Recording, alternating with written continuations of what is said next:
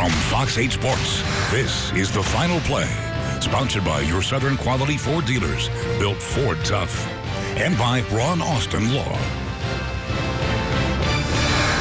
We are officially on thumb watch because Drew Brees is reportedly staying in Los Angeles tonight and will see a hand specialist tomorrow. He left today's game against the Rams after taking a hit on that thumb on his throwing hand from Rams defensive tackle Aaron Donald. It was a thumb, and right away when he attempted to throw, he was having pain with it, so it wasn't anything elaborate. Yeah, I am concerned. I'm hoping it's not too significant. It's a simple sprain, a grade 1 or 2 sprain. Then typically a couple of weeks the person can be back playing and using strength in their grip. Usually the first couple of weeks is just rest as well as some immobilization. If it's a complete tear, though, which is kind of the worst case scenario, that usually needs surgery, and then that puts the person out often 8 weeks or longer. Welcome into the Final Play. I'm Juan Kincaid. Week 2 of the NFL season has left us all wondering about the status of Saints quarterback Drew Brees, who said he's concerned with the thumb injury that kept him sidelined for nearly the entire game today. Sean Payton said he was never going to return to the game because he couldn't grip the ball to throw it. Sean Mazan gets us started tonight with a recap from Los Angeles.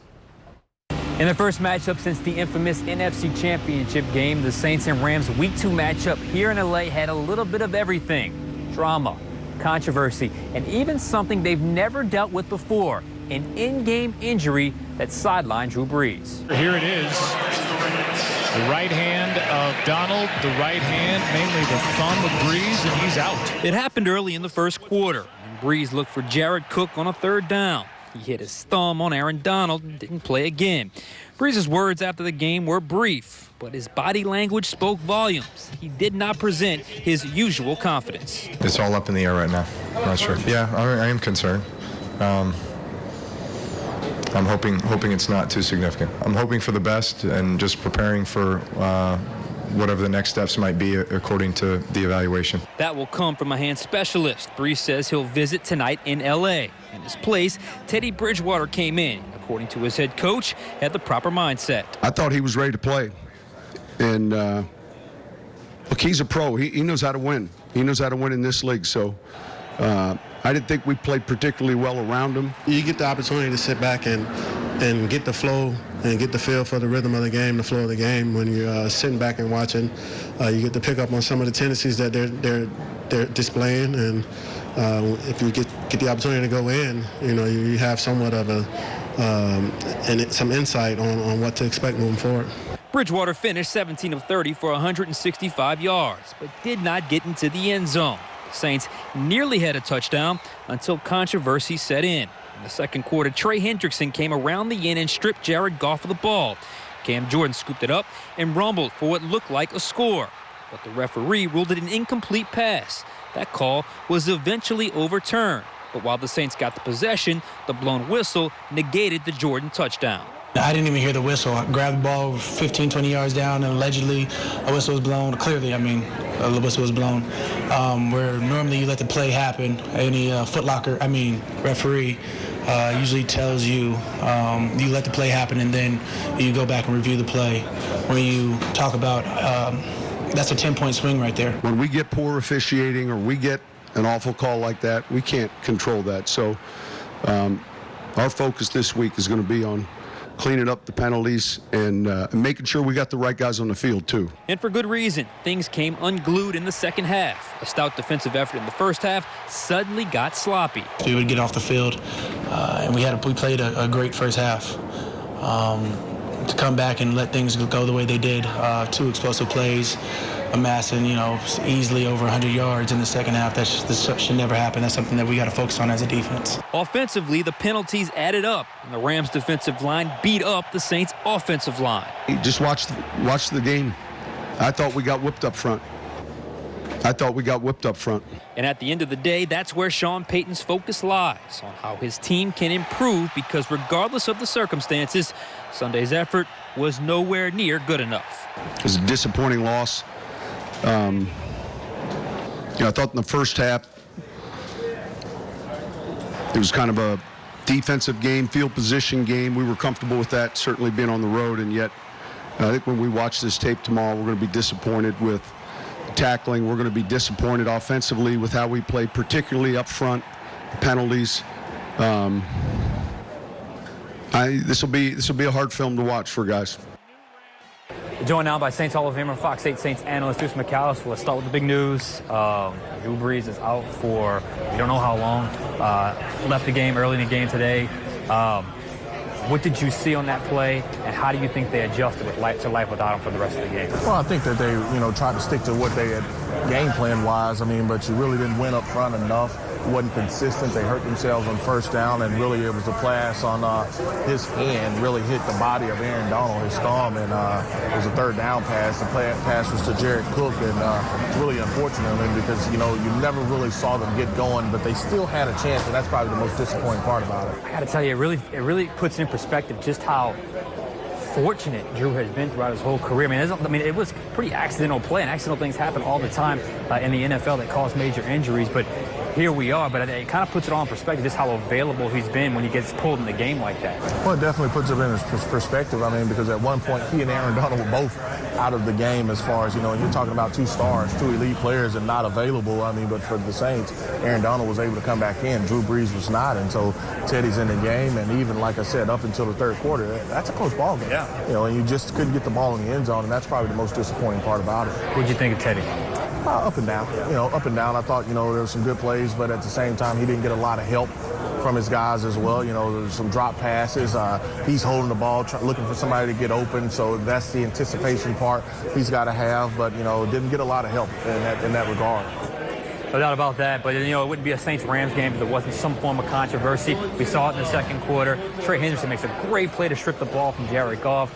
Cam Jordan scoops and scores, but it's ruled incomplete. I don't know if I've ever usually in that situation, the referee lets that play go because you always have the benefit of replay and hindsight. It negated a touchdown. They got the ball back, but still, you could feel the momentum shift right when that happened because it was a big play for the Saints, and have it come off the board was tough. Well, to have something like that happen to you again against this team in that situation, that's probably the most disappointing part about it. You did enough in that particular moment to be able to come up with the strip, the fumble, and the return. And, you never see a ref blow it. The rule of thumb is now, hey, look, we'll let it play out and we'll let review figure it out if there's a mistake. So when that didn't occur, you take points off the board for the Saints, and now they have to drive really 87 yards because that play happened at the 15. The fumble was at the 13. So, it makes it tough and disappoints you in the ref. And they got stuffed on that 4th and 1. Were you surprised he went for it right there? No, I was not. I thought that they would go for it earlier a couple other times, but it never presented itself. So for them to go for it, no, I was not surprised. So here we are. Saints are 1-1 in this kind of strange West Coast trip where they go up to Seattle.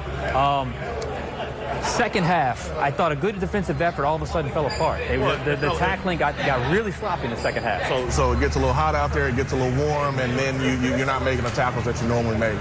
Defense is out on the field for a longer period of time, and it just didn't go your way after that in the second half when you had a chance to make some plays. And just kind of circling back here on the Drew Brees thing while we got you here, are you confident in this team if it's an extended period of time without Drew, with Teddy or Taysom doing what they have to do? They have to rally around him. They have to be able to rally around whoever the quarterback is, and if it's Drew, you got to protect him better. If it's Teddy, whomever it is, you got to protect them both better. We'll see what happens. The Saints lose today. We don't know how much longer they'll lose Drew Brees. We shall see. Deuce, thank you. Appreciate it. Much more Deuce and Sean will come your way tomorrow night on the Black and Gold Review Show at 10:35. So get those questions in. I know you have plenty of them to our Final Play app and by clicking on the Final Word feature. Much more Saints coming up after the break as Chris Hagan breaks down Teddy Bridgewater's performance. And later, we'll run down a busy weekend of college football where offenses were running in overdrive.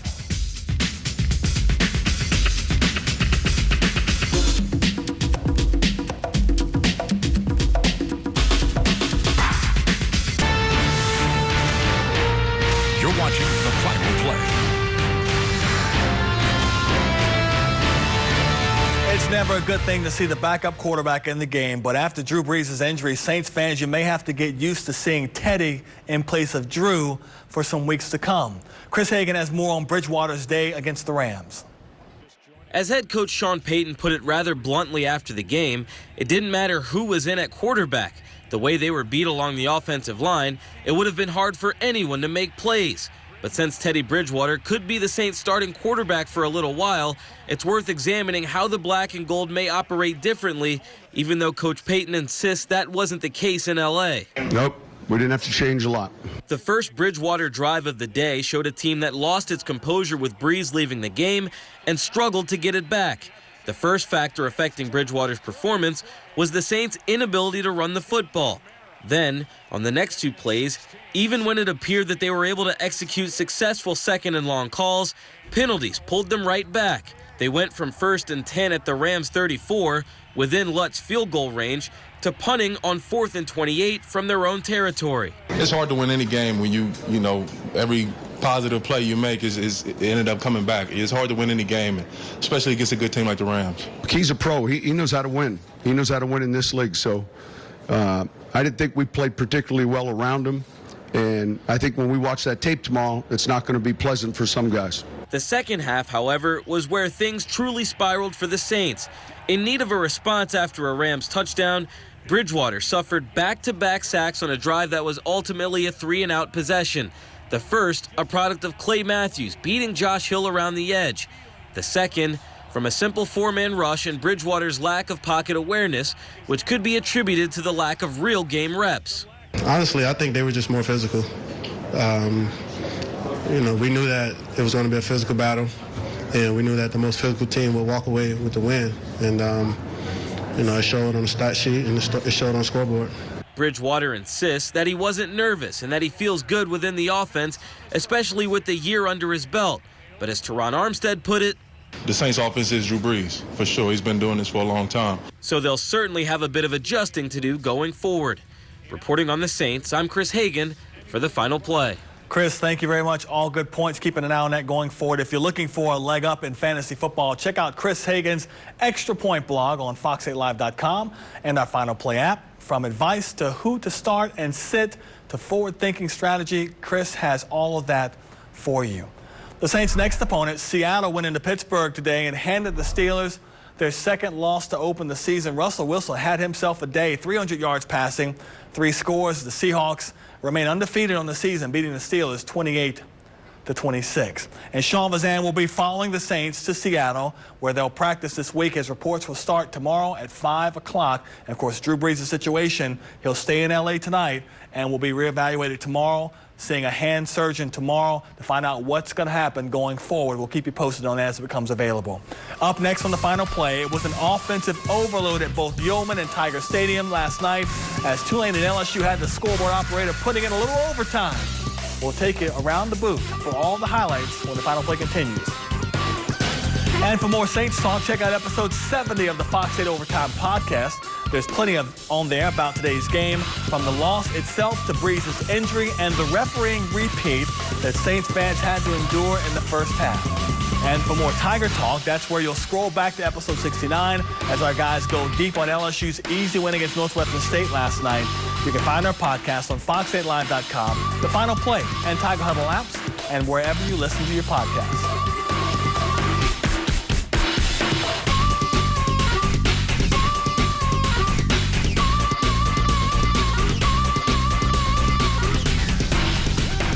Fox 8's Final Play is sponsored by... You're watching the Final Play. A letdown was expected, but so was a win for LSU as they welcomed FCS opponent Northwestern State to Tiger Stadium last night. Garland Gillen was there and has a recap from Baton Rouge. Epler fires wide open. Touchdown. Northwestern State came out red hot against LSU, trailing the 4th-ranked Tigers by only 3 points in the second quarter. I think you got to give them credit, man. They were throwing some quick slants. They were getting rid of the ball quick. That quarterback was on fire in the first quarter. He's played better than he's ever played. But, of course, the Tigers got it together after half and outscored the Demons 48-0 after only being up 3 points. I felt confident that we was going to go out there and just keep on chopping away. And I didn't raise my voice that much at halftime. I think it's more or less in the fourth quarter. I wanted to make sure that we played for 60 minutes. Yeah, for sure. We were all pretty disappointed in ourselves. we could have played better for sure, but, when people come into LSU, they're going to give you their best shot, and we're going to have to expect that. Yeah, I mean, you got to give credit to them. They played their tails off in the first half, and, we kind of weren't ready for it. And, we just came in at halftime, refocused, made some adjustments, and played the way we needed to. After 3 non-conference games to start the 2019 campaign, LSU heads into the all-important SEC part of their schedule. We know how valuable it is. Vanderbilt is a very well-coached football team. They play hard. It's going to be a lot tougher than we've seen SEC play. But you know what? Hey, we're going to practice. We're going to get after it. We're going to, we play 11 o'clock. We're not going to blink. We're going to have a plan and get after it. All right, we're now joined by Brody Miller of The Athletic. All right, last week you and I were both in Austin. Extremely intense affair, back and forth, fans going wild. This week, the fans were still here, but it was against an FCS team. Do you think that playing Northwestern State, maybe the players weren't as fired up at the beginning of this matchup since it wasn't like last week against the Texas Longhorns? Yeah, and I think it showed. And I think that's somewhat natural, but I mean, that first half, Northwestern State moved the ball pretty consistently. They had 200 yards of offense in the first half. And this isn't like, just an FCS team that you got to respect. Right. This is an FCS team that's 0-2 and lost to a Division II school by 22 points, I believe. I mean, it's a team that should not be moving the ball against LSU. So I think it's natural that you're going to have a little bit of, maybe not getting completely up for this game. And then you had some, maybe some scheme issues where they were able to attack. But yeah, I think that's something that's relatively natural. 17-14 was the score. I wouldn't say the fans were worried, but it was just, you look at the scoreboard, you're like, geez, it's a 3-point game. But they go on to score 48 unanswered points. It felt like they just kicked the game into overdrive in the second half, late in the second half.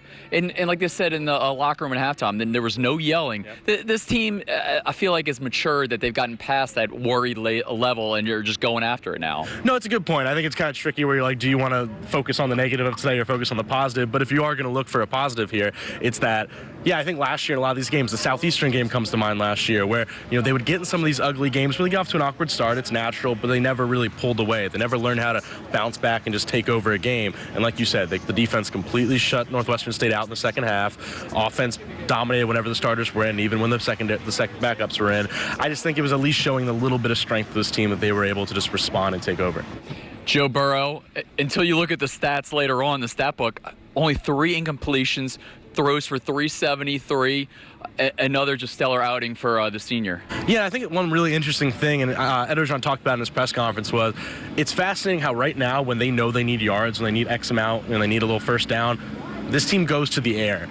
And we've talked at length about the offensive changes, but some of it's just philosophy. It's that they trust their passing game to get them a few more yards than they do the running game right now, which is a bizarre thought because Joe Burrow is just so efficient. 21-24. You can some of his passes basically like a run game where it's going to be completed. The clock's going to keep moving, and he has connections with so many different receivers right now. You really can just, he looks like the real deal.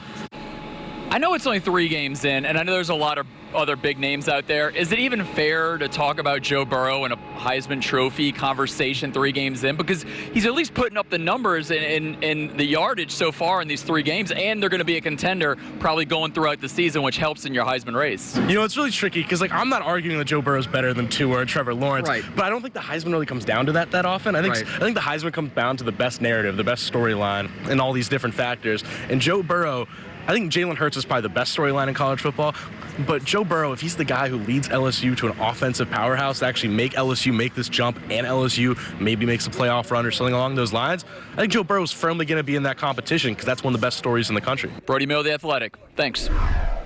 For all the latest news and analysis on the Tigers, download the Tiger Huddle app. It's where you can find a ton of slideshows and videos of LSU, and it's also where you can submit a question and ask us just what in the world happened during LSU's first half against Northwestern State. Let's go uptown where Tulane battled FCS opponent Missouri State, and the Greenies ran roughshod over the Bears 58-6. Tulane put up well over 500 total offensive yards, and nearly 300 of those yards came on the ground. The running game was fantastic, but so was quarterback Justin McMillan, completing his first 7 throws en route to a 122-yard passing day. He also ran for 49 yards and scored a pair of touchdowns as well. As the Wave had the game in hand with a 38-6 halftime lead, the 52-point margin of victory was their largest since a 52-point win against ULL in 1998 and a 56-point win over the Cajuns in 1997. In the Southland Conference, Southeastern went looking for another upset, this time against SEC foe Ole Miss, and give it up to the Lions. Their head coach Frank Selfel said during the week that his Lions had a chance and that they would not be intimidated. They showed up late in the third quarter, back-to-back touchdowns, but Southeastern had them within 5 points at 34-29. But the Rebels would survive to hand the Lions their first loss of the season, 40-29, your final score. As for Nicholls State, they needed a bounce-back game, and they got one at Prairie View A&M, but it took some work. The Colonels needed a monster third quarter to erase a halftime deficit against the Panthers. Down 21-6 at the break, the Colonels' offense went to work. 29 straight points. Chase Forcade, he had 224 yards passing and a couple of scores. Both of those to Dejon Dixon, who also had 126 yards receiving, and the Colonels' 42-35 win. And the Colonels got some more good news before the weekend rolled around. One of LSU's former quarterbacks, Lindsey Scott, turned East Mississippi Community College quarterback, turned Missouri quarterback, will now make his way to Nicholls. Scott's always wanted to be a starting quarterback, and in theory, after Chase Forcade's time is done, Scott will have that chance to be the starter with the Colonels. So let's turn the page to Week 4's schedule. It's a short week for Tulane. They'll welcome Houston uptown to Ullman Stadium Thursday night. Then Saturday has LSU with an early kickoff at Vanderbilt. Nicholls visiting Stephen F. Austin. Southeastern at home against Lamar. Coming up, the home stretch of the final play, and we'll have our play of the week.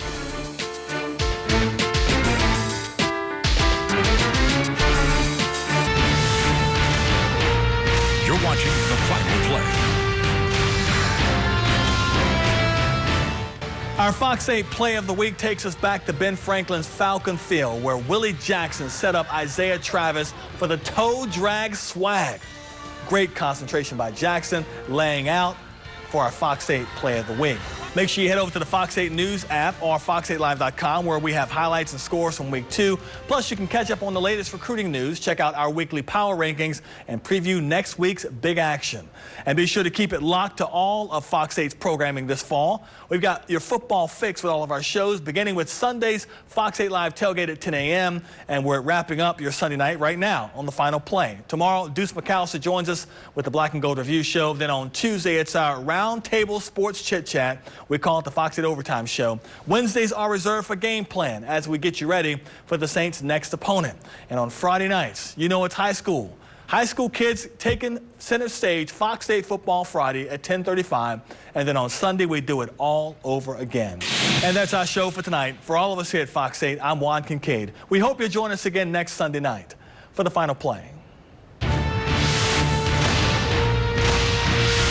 From Fox 8 Sports, this has been The Final Play, sponsored by your Southern Quality Ford dealers, built Ford tough, and by Ron Austin Law.